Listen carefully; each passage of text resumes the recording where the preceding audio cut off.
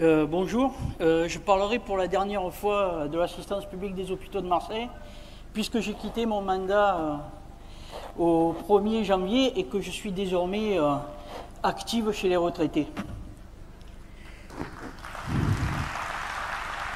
Donc, la PHM, c'est 4 établissements et autant de syndicats, un centre de formation, une plateforme logistique, 180 métiers. Des agents qui ont subi les lois ou ordonnances, Juppé, Bachelot, Buzyn, loi travail, et à venir, la loi fonction publique, la réforme des retraites, etc. Des conditions de travail qui se dégradent, vitesse grand V, des fermetures de services, des suppressions de postes, des conseils de discipline entraînant la révocation des personnels, des services engorgés, le manque de place, le manque de lits, le manque de matériel, pas le temps de bien s'occuper des patients, de bien travailler, l'angoisse pour l'agent de faire l'erreur, d'être déplacé en cours de vacation, la difficulté de voir plus loin que son service, de se révolter, de dire non, de se rassembler, de lutter. Et pas le temps, et pas la possibilité de faire grève, car toujours un effectif minimum et donc toujours réquisitionné. Et pour le syndicat, créer déjà les convergences entre agents de notre hôpital, puis de nos hôpitaux, c'est déjà un exploit. Donc la convergence interprofessionnelle, on fait le maximum pour y arriver, mais on n'en est pas encore là. Savoir se regarder, c'est facile à dire, beaucoup plus difficile à faire.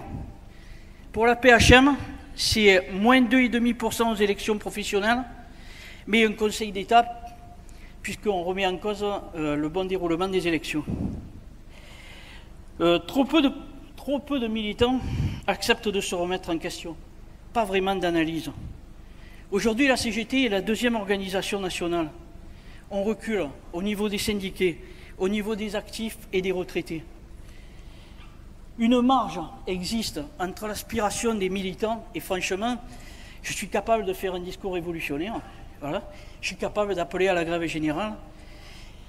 Mais il y a aussi la réalité du terrain et la difficulté à mobiliser. Où est la masse? Où est la masse? On peut avoir la classe, mais quand on a gagné, on était 5 millions. Aujourd'hui, on est 600 000. Des divergences entre nous, qui devraient être une richesse, et qui aboutissent à des procès staliniens, des exclusions, que ce soit chez les actifs ou chez les retraités.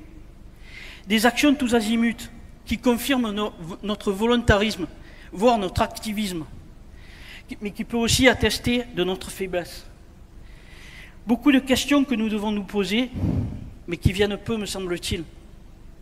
Ne vous trompez pas, se poser des questions, ce n'est pas être défaitiste ou anti-révolutionnaire, c'est prévoir, anticiper.